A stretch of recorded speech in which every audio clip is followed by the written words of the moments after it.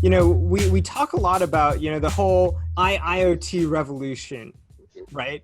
What's the Yep. difference between this whole smart manufacturing revolution going on right now and the previous technologies that have been in place for decades, SCADA systems, PLCs?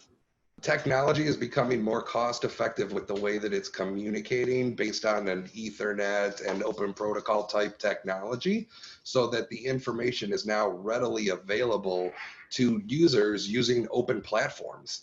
And numerous things can be tied to that data, from the sensors on the machine to the actual controller itself, to the pumps, to the motors, to the next machine, connecting those machines together with the software that's able to put everything in front of people. So the technology is really improving to be able to give real data in an efficient way for machines that don't have to be high-end SCADA systems, wastewater systems.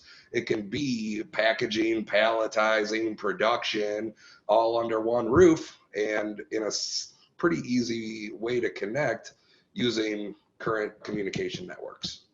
Yeah, absolutely. So what I'm hearing, and I totally agree with this too, Mark, is that what the whole Internet of Things and this whole revolution going on right now, it's really about lowering the cost, the barrier to entry to start monitoring different pieces of equipment that would have been too costly before. So instead of, only running a control unit on the most expensive asset that you've got, now it's lowered the cost and barrier to entry so that you can start placing sensors in different parts of the business, different parts of the production line.